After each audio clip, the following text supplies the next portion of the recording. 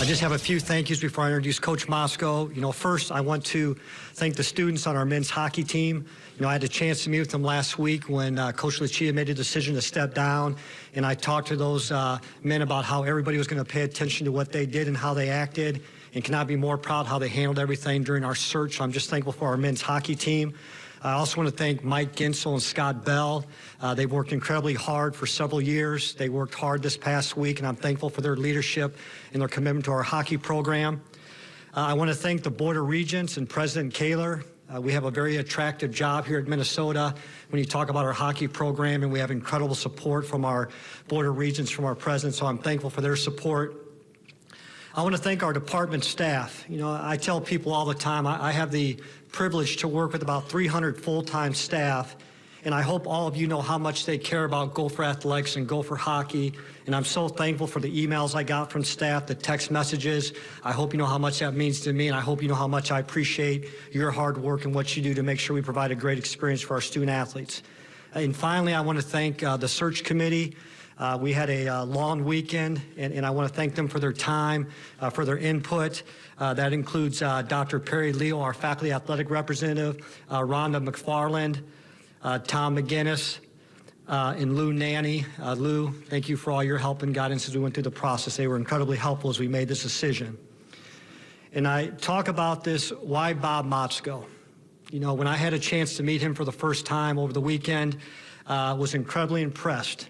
And one thing I talk all the time to our student athletes and to our staff is we want to be about low ego and high output. I call that humility. And Bob Motzko represents that in everything he does. Bob Motzko is about recruiting. I learned a long time ago, you're a successful coach if you can get the top young men to come to your program and compete for you in hockey or any sport. And he has a phenomenal reputation with recruiting. And also he's about relationships. When I talk to a lot of our hockey alum, when I talk to people who I trust, the one name that came up every time I asked about who should be the next head coach at Minnesota, it was Bob Motzko, because he's about recruiting, he's about relationships, and most importantly, he understands what Minnesota hockey is. He grew up here, he was a part of this program, and he knows what he's taking on. So please join me in welcoming our next head coach, Bob Motzko.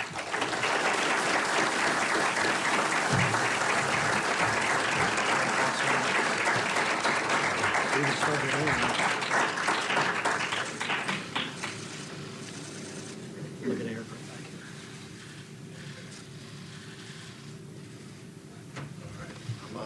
I'm on. Yep. All right. I do have some prepared remarks that I must make. First, I have to begin. I do got to tell a little bit of a story, what happened the last 13 years of my life, 70 miles north of here. I cannot thank St. Cloud State University, the administration, faculty, the alumni, and of course every player that played for me. It was just a wonderful 13 years, life-changing for not just myself, but my family as well. I'm forever grateful. We raised our kids there, youth hockey, baseball, lacrosse, soccer, you name it. We've been a part of it up there. And I have to thank them because we were truly blessed with everything that happened for us there. This is my third and final stop at the University of Minnesota, okay? I came here in 1981 as an aspiring hockey player. Brad cut me, so I was gonna leave. That summer he recruited me to come back here and he cut me again. Frank Serratori, who a lot of the hockey people all know, head coach at Air Force, called me yesterday. He said, nobody deserves this job more than Bob Motzko since Brad Buteau cut you twice. But that was me here as a student. Then I took off. John Perpich was the assistant coach at that time, and he took off up to St. Cloud, and 4 of us transferred up there. But my college began here. Then in 2002, Don Lucia had me come back a second time as assistant coach. And a pretty magical time to be here at that time with the success that we'd had. Don also had me be on his staff, asked me to join him with the 2014 World Junior team. And that became my relationship with the World Juniors. And then I was part of that the last 2 years as they made me head coach with that. And everything in our life, it's about relationships. And Don Lucia is not just a colleague. He's a dear friend of mine. He and Joyce and their entire family, we stay close with him, and I'm forever grateful for Don bringing me back into the fold in 2002 and having that relationship. Well, this is my third and final stop. I mean, do my age and you know this is it. I have to first thank President Kaler, Athletic Director Mark Coyle, Associate Athletic Director Tom McGinnis, and all the search committee for this opportunity. I fully understand what's in front of me. And I might be off by a coach here, but I think every coach going back to Glenn Sonmore has played for a national championship. Pretty powerful program. The history and the tradition of Gopher hockey is one of the greatest in the country. It's part of the culture and the fabric of this state. And college hockey has never been stronger in the state of Minnesota. And we have to embrace that. And we have to embrace the fact that we are doing such a wonderful job with our youth hockey associations, our high school programs, and we are a beneficiary of that. And we sure appreciate all the work that goes into the sport. I call it a cult, the sport of ice hockey. To the Gopher alumni, I'm blown away over the last few days of all the text messages, phone calls, emails that I've got from our alumni. I'm here to work for them. I want to work with them. Their importance to this program is unmeasurable. We need to build this together. We need to enjoy this together. We need to celebrate this great university and this hockey program together. And I look forward to a very healthy and strong relationship with our alumni as we move forward. To the season ticket holders, to everybody that turns on a television set, and to our supporters, the only thing I can really promise you right now, we're going to do it the right way. We are going to be strong in the classroom. We're going to strive to be outstanding citizens, and we're going to play the game the right way. We're going to be fast, we're going to be skilled, and we're going to add a whole lot of toughness to the way we play this sport. I told the team yesterday, the first thing we have to do is we have to be humble, and we've got to find a way to have a little humility into how we act. We're going to roll up our sleeves and go to work. I'm very proud to take this program over. I'm more excited to get started and get away from a microphone. I'm a hockey coach. I want to get to work, and I can't wait to get started. So thank you very much.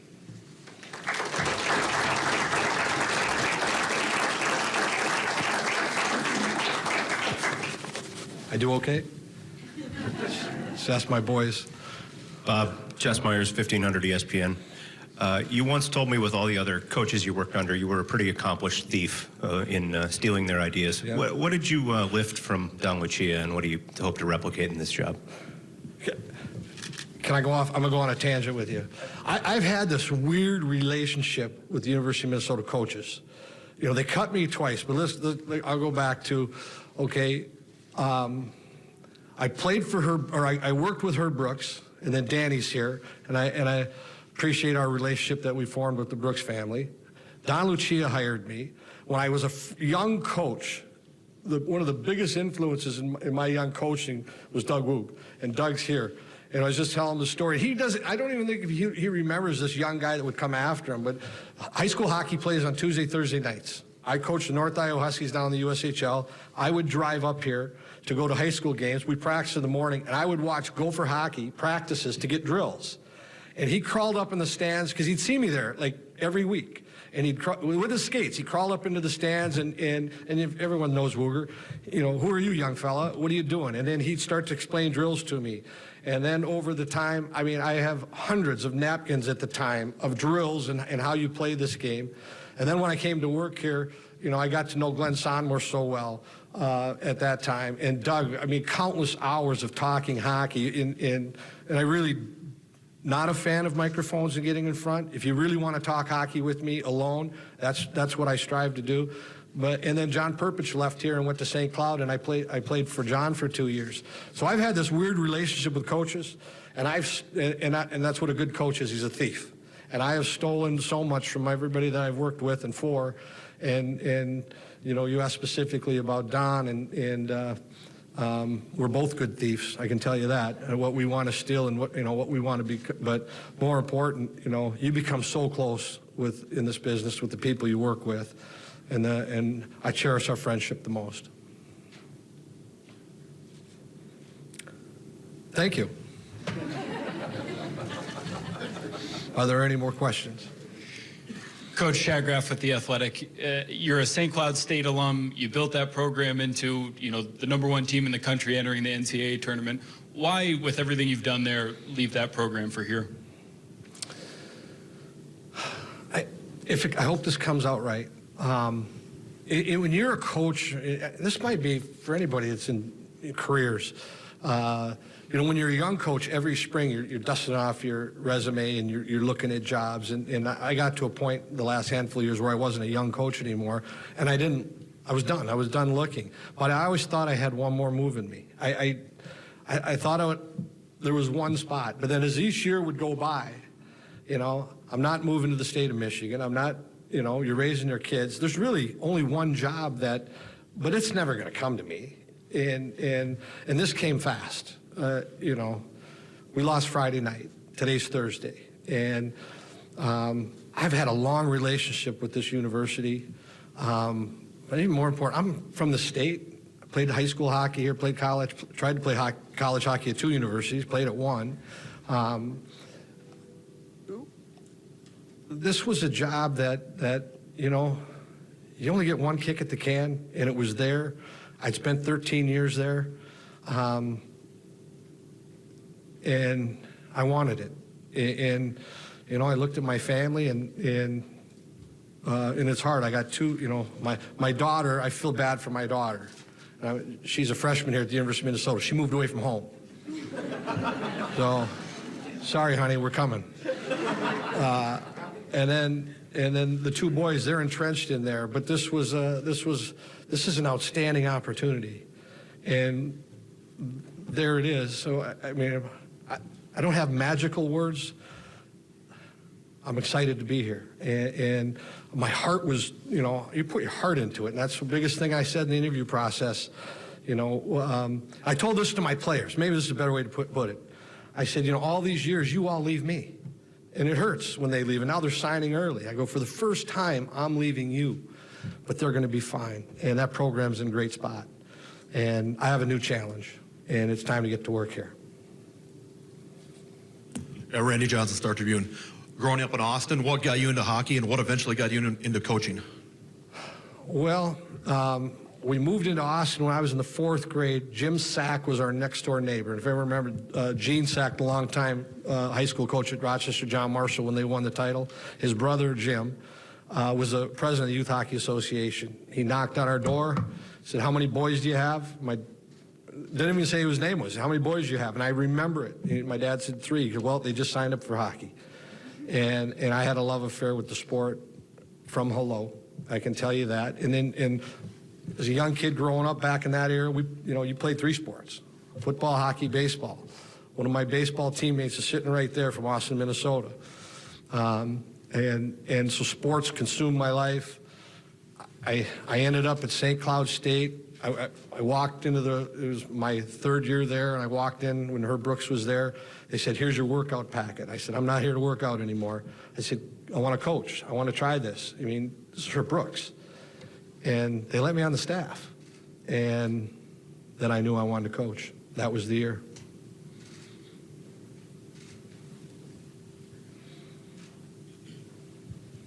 Hey, Bob, David McCoy from WCCO TV. The last time you were here, the landscape of college hockey was quite a bit different conferences, things like that. Do you feel that changes the job any different than the last time you were here? Is it a different job in any way now than it was when you were last here? Job's not different. It's tougher now because of college hockey. This is, expectations, we know what they are. But, there's monster resources now going into universities. We went through it at Duluth built a new building. Bemidji built a new building. Mankato did their upgrade. We did our upgrade. That's just here in the state. Our state, the state of hockey, college hockey right now couldn't be stronger. And look at the dynamic change that we've gone through. We're in a new conference. And I know that's a subject that has been hotly contested at times in this area. And maybe now we're 3 Big Ten teams in the Frozen Four a week from now. You're starting to see, and the growth. Penn State adds hockey. There's talk of, Arizona State added hockey. You're seeing this elevation all around the country, and our sport's growing. And we're also growing with hockey players from everywhere. So it is very competitive. And maybe another, I think, like we'll go have a beer with Wooger later and we'll talk about it, that probably in the 70s and 80s there were, on a given year, 8 to 10 teams that really had a legitimate chance to win a national title, and that 8 or 10 might rotate. Well, today, there were 20 teams this year that legitimately had a shot to win a national title. And that's pretty healthy, and we have to embrace that. I mean, the competition has gotten stronger. I always use this at home with I'm a Viking fan. The Vikings and Packers, I mean, that's a rivalry. Well, what defines a rivalry? You have to beat each other. And they've played just under 200 games, I think. And they're just separated by 500 by a couple wins. I mean, I looked it up a while ago, and if I'm off on a number, don't get me on that. But that's what a rivalry is, and you're seeing more and more rivalries now built with the sport of hockey. Eric Vigo from The Athletic. Don Lucia said he talked to you in January about how hard it is to build a roster in today's college hockey landscape. What are the challenges to building a roster here? And after that conversation, did you kind of get the sense that Don might be stepping down and this job would be open for you? Well, Don and I have spoke, get that from Don, Don and I have spoke a whole lot about where he was at and that he could see that it was an ending at time, and get that from Don. He just wants to win and do a good job for student athletes. The landscape of college hockey has changed. I mean, this all has happened in the last decade with league changes, early signing, early recruiting. There's been a dynamic change, and I think it knocked the college hockey world. It tilted the world, and then you saw some craziness that you normally don't see. Now you've seen a lot of coaching changes the last few years, but you're starting to see everybody figured out, because you have to figure it out. And not to dig into it, you got to be a little older. There's no question. I think if you want your kids to stay and get their degree, like we always say, when you're ready for the NHL, we used to say we'll drive to the airport. Well, now we'll get you an Uber and you can get to the airport. And it's you want these players and their families to trust in what that you have their career in their best sights, and the landscape's changed. And you have to change with it, and we're going to have to look at all that as we build our roster through into the future. And Coach Andy Greeter with the St. Paul Pioneer Press. What was the process like in the hiring, and what was the connection that you had with Mark Coyle? The process was I'm just a regular guy. It was as fast. It's overwhelming how fast it is.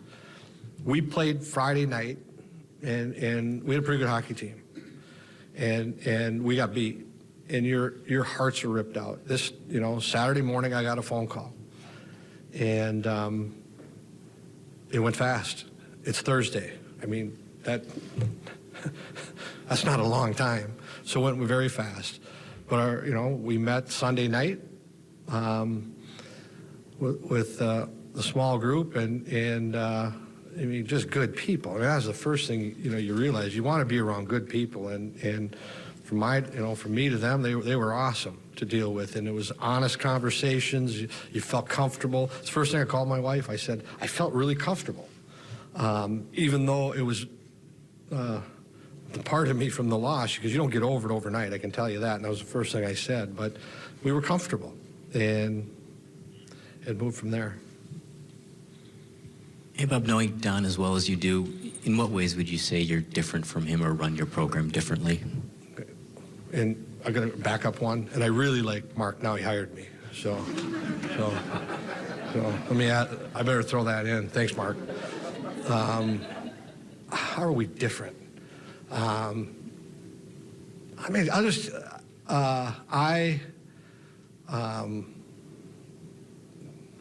I still got a lot of energy. Not that Don doesn't. I'm talking about me.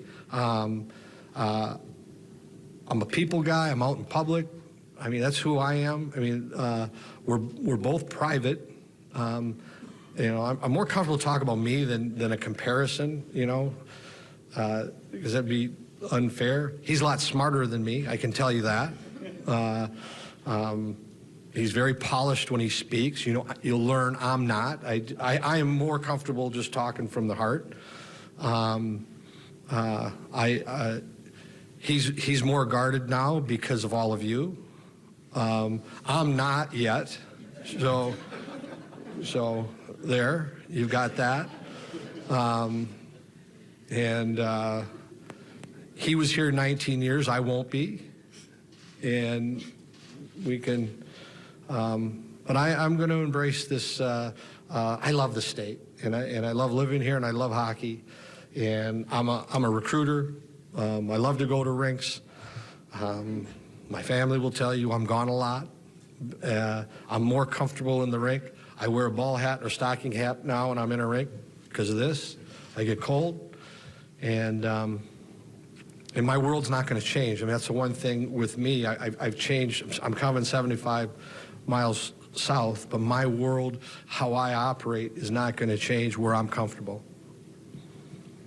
Bob, the last time you took over a college hockey program, it was a matter of weeks before the season started. Now you've got 6 months ahead of you, and you're inheriting a team that was within a decimal point from making the NCAA tournament. Mm-hmm. What does that look like? What does the recruiting landscape look like as far as putting your first team together?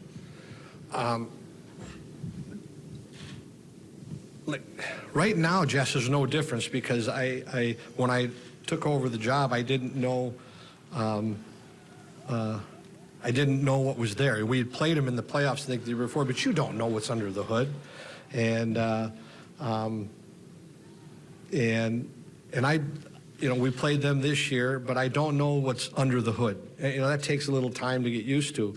And I have a little time, you know, obviously and we still have to add a couple of hockey players. I mean, you just do the math and look at the numbers. We had 2 players leave in the last week, or at least last 10 days. So we've got to add some players. I've learned one thing over one time in a lot of these coaching changes, and Don Lucia and Gens and Scotty, and then Grant was here. They know what they're doing. There's going to be some very, you know, there's health here. I remember when Grant took over at Northern Michigan, and he was complaining, you know, with me because I coached Grant. Grant was on my staff at the World Juniors. I said, they're going to be way better than you think. And that's usually what happens, is these are players that want to get after and want to play. We're going to be all right. I just don't know the pieces yet, and that's what we're going to take our time to do.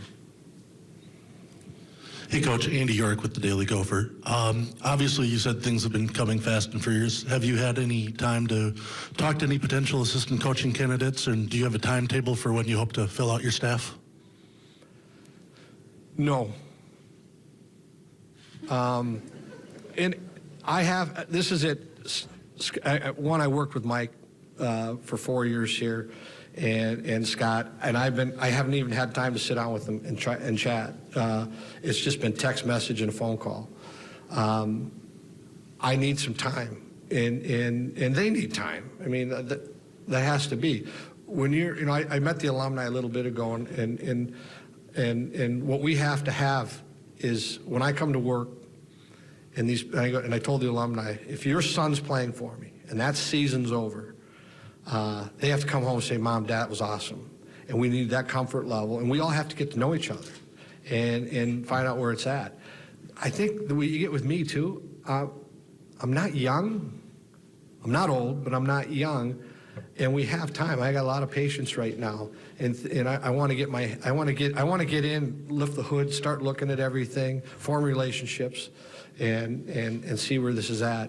But when we start the season, I want to be so comfortable with that we're comfortable and that we have something strong to deliver to those student athletes. Further questions, guys? All right. Appreciate the time. Thanks so much. Thank you.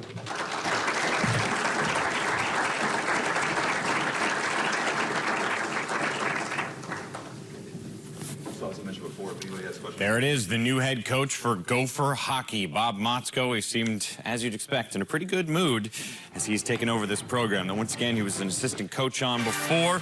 He was the St. Cloud State head coach the last 13 seasons to help build them into a very important and powerful hockey program, including a Frozen Four appearance in 2013. And he won the Conference Coach of the Year 4 different times. Again, plenty of history here at Minnesota, including being an assistant coach on the 02 and 03 back-to-back national championship teams. That'll do it for this mid-afternoon updates with 3 breaking news items for you.